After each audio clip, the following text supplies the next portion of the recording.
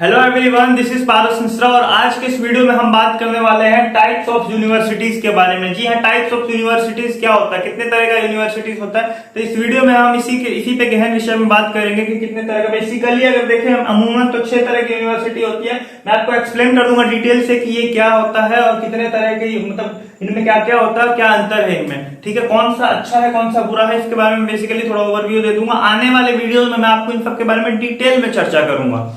तो अगर आप पहली बार चैनल पे विजिट किए हो तो वीडियो को लाइक कर देना और चैनल को सब्सक्राइब कर देना। और अगर कोई डाउट रह जाता है आपको तो आप मुझे इंस्टाग्राम के माध्यम से पूछ सकते हैं। मेरा इंस्टा आईडी है @v_r_unfit VR_unfit मेरा इंस्टा आईडी है, इस पे आप मुझे मैसेज कर सकते हैं। अब चलिए शुरू करते हैं सबसे पहले सेंट्रल यूनिवर्सिटी से।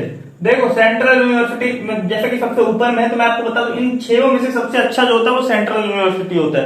अब सेंट्रल यूनिवर्सिटी बहुत तरह के होते हैं, बहुत तरह के मतलब बहुत अच्छे भी होते हैं और नए भी होते हैं, पुराने भी होते हैं। सेंट्रल का मतलब ये है कि ये पार्लियामेंट के माध्यम से जो है वो एस्टेब्लिश किया गया है और इसको जो है वो केंद्र जो है, जैसे कि सेंट्रल का मतलब है कि केंद्र, तो इसको केंद्र द्वारा चलाया जाता है। स्टेट का कोई लेना देना नहीं है। जैसे कि कोई भी यूनिवर्सिटी अगर किसी स्टेट में है तो वो सेंट्रल यूनिवर्सिटी हो सकता है। ठीक है, तो यहां पे अगर मैं आपको एग्जांपल दूं सेंट्रल यूनिवर्सिटी का, तो हमारा हो गया JNU, BHU या फिर यूं कहें हम यूनिवर्सिटी ऑफ हैदराबाद। इसी के साथ बहुत सारे सेंट्रल यूनिवर्सिटी, दिल्ली यूनिवर्सिटी या फिर बहुत सारे ऐसे नाम दिखेंगे आपको। Central university of Hyderabad, central university of Hyderabad, central university of Rajasthan, central university of south Bihar, Mahatma Gandhi central university, BR Ambedkar central university. तो ये सारे जो सेंट्रल यूनिवर्सिटी है और ये केंद्र के द्वारा चलाए जाते हैं। इसमें फंड की कभी कमी नहीं होती। इसमें सेंट्रल के द्वारा काफी फीस दिया जाता है। बहुत ही अच्छा कैंपस होता है इनका, बहुत ही बड़ा कैंपस होता है। इनमें बच्चों पे काफी प्रोफेसर्स काफी हाईटेक और एडवांस होते हैं, काफी अच्छा पढ़ाई होता है इसमें। तो ये होता है हमारा सेंट्रल। इसमें सेंट्रल, स्टेट का इसमें कोई योगदान नहीं होता, स्टेट का कोई रोल नहीं होता इसमें। जो भी मैनेज होगा वो सेंट्रल पे एंट्रेंस देके, बेसिकली एक एग्जाम होता है यहाँ पे CUET का, तो उसके माध्यम से जा सकते हैं सेंट्रल यूनिवर्सिटी एंट्रेंस टेस्ट। अब बहुत सारे इसके साइंस के कॉलेज होते हैं जो कि सेंट्रल लिए, जैसे कि मैं कहूं कि आप IISc, IIT, NIT, IIIT, तो ये सभी सेंट्रल लिए, लेकिन इनका अपना एग्जाम होता है। अगला हमारा स्टेट यूनिवर्सिटी, जो कि हर स्टेट में होता है। ऐसा कोई स्टेट नहीं है जिसमें स्टेट यूनिवर्सिटी नहीं है।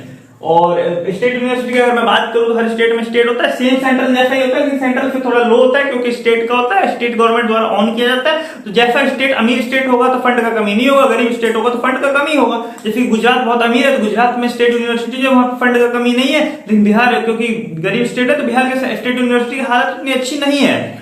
ठीक है, स्टेट यूनिवर्सिटी की मैं बात करूं तो जैसे कि हरियाणा में आपको महर्षि दयानंद यूनिवर्सिटी, चौधरी चिरंजी लाल यूनिवर्सिटी, और वहीं पे अगर मैं यहाँ पे आपको बात करूं बिहार का तो मगध यूनिवर्सिटी, पाटलिपुत्र यूनिवर्सिटी, इस टाइप की यूनिवर्सिटी हो गया। या फिर अगर मैं राजस्थान की बात करूं तो जयपुर यूनिवर्सिटी, आपका राजस्थान यूनिवर्सिटी, इस सब टाइप की यूनिवर्सिटी जो स्टेट यूनिवर्सिटी के अंदर आते हैं। यहाँ पे जो होता है अपने स्टेट का अपना टेस्ट होता है, सेंट्रल से इसका कोई लेना देना नहीं होता। अब डीम्ड टू बी यूनिवर्सिटी क्या होता है, बहुत सारे लोगों ने इसको पहली बार सुना होगा। ये देखो, ये एक ऐसा यूनिवर्सिटी होता है जो कम से कम 10 साल पुराना होना चाहिए इस यूनिवर्सिटी को होने के लिए। ये क्योंकि ये आपका प्राइवेट भी हो सकता है, गवर्नमेंट भी हो सकता है, स्टेट भी हो सकता है, सेंट्रल भी हो सकता है। ठीक है, तो इसको डीम्ड का जो UGC होता है, हमारी यूनिवर्सिटी ग्रांट कमीशन, वो डीम्ड का टैग देती है। अब इसका मतलब क्या हुआ, डीम्ड का मतलब हुआ कि ये यूनिवर्सिटी जो है बहुत अच्छा काम कर रही है, बहुत सारे अच्छे रिसर्च पेपर पब्लिश कर रही है, बहुत मतलब इसको देश के ग्रोथ में इसका योग्यता बहुत ज्यादा है। अगर आप समझे ऐसे तो ये, क्योंकि ये हो सकता है प्राइवेट यूनिवर्सिटी हो लेकिन बहुत अच्छा काम कर रही है, बहुत अच्छा, जिससे देश का भला हो रहा है। ठीक है, बहुत अच्छे पेपर पब्लिश कर रही है, यहाँ से पढ़ने वाले बच्चे बहुत आगे जा रहे हैं, इस तरह से। तो ये ऐसे कॉलेज को क्या कहती है, हो सकता है पहले स्टेट यूनिवर्सिटी हो, बाद में इसको UGC जो है वो डीम्ड का टैग दे देती है, डीम्ड यूनिवर्सिटी है, ये बहुत अच्छा यूनिवर्सिटी है। ठीक है, तो इसमें आपका जो आता है वो बेसिकली मैं यहाँ पे बात कर लूं तो बिट्स पिलानी जैसे यूनिवर्सिटी जो है वो डीम्ड यूनिवर्सिटी में आता है। ठीक है, तो ये ऐसे यूनिवर्सिटी जो है वो डीम्ड यूनिवर्सिटी, या फिर मैं यूं कहूं तो IIT हैदराबाद का आपने नाम सुना होगा, IIT हैदराबाद। ये जो है ये भी आपका डीम्ड यूनिवर्सिटी के अंदर आता है, क्योंकि इनके काम बहुत अच्छे हैं, इनसे लोग प्रभावित होते हैं, इनसे देश के विकास में योगदान हो रहा है, इसलिए डीम्ड यूनिवर्सिटी है। प्राइवेट यूनिवर्सिटी क्या है, जैसे कि प्राइवेट, सबको इसमें कुछ इतना एक्सप्लेन करने की बात नहीं है। प्राइवेट कोई इसका एक ऑनर है और इसका जो मेन फोकस है वो प्रॉफिट है, फीस बहुत ज्यादा हाई होता है इनमें। इसके बाद अगर मैं आपसे यूं कहूं तो, क्योंकि बहुत सारे आपने नाम सुने होंगे, ऐसे एमईटी हो गया हमारा, एलपीयू लवली प्रोफेशनल यूनिवर्सिटी हो गया, ऐसे ऐसे यूनिवर्सिटी जो होते हैं हमारे वो प्राइवेट यूनिवर्सिटी होता है। इनका मकसद होता है पैसा कमाना और कोर्सेज बहुत हाई फीस के होते हैं, तो जो अमीर लोग होते हैं इसमें वही पढ़ते हैं।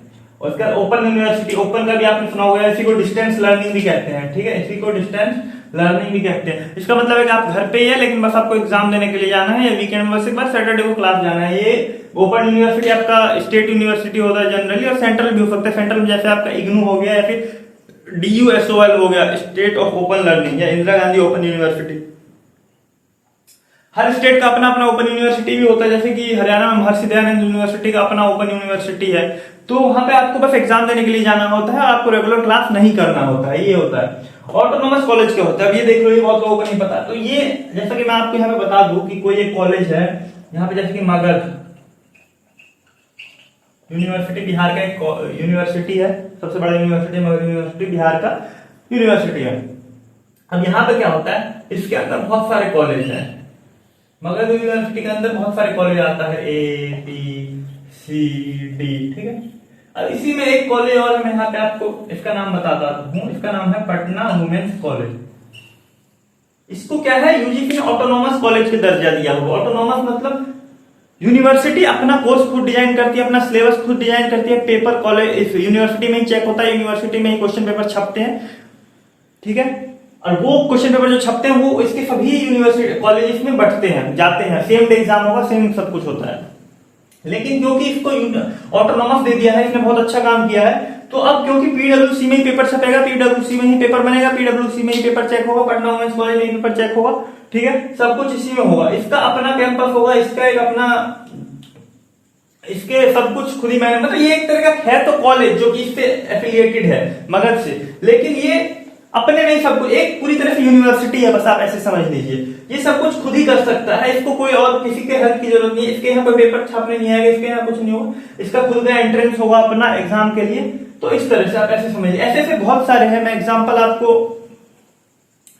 अगर इसकी कर दूं तो मुझे कुछ याद नहीं आ रहा, लेकिन आप बेसिकली ये समझिए कि कोई यूनिवर्सिटी के अंदर एक कॉलेज है, उसको ऑटोनॉमस कॉलेज का दर्जा दे दिया, यानी कि वो अपने आप में यूनिवर्सिटी है, बस एफिलिएशन का काम है उसका उस यूनिवर्सिटी से, बाकी सब कुछ जो है उसी के हाथ में। सो होप सो आपको समझ आ गया होगा सब कुछ। कुछ भी डाउट रह गया तो जैसे कि मैंने कहा था कि इस पर मैसेज कीजिए या कमेंट कीजिए, वीडियो को लाइक कर दीजिए और चैनल को सब्सक्राइब कर दीजिए। मिलेंगे फिर नए वीडियो में, जब तक के लिए जय हिंद, वंदे मातरम।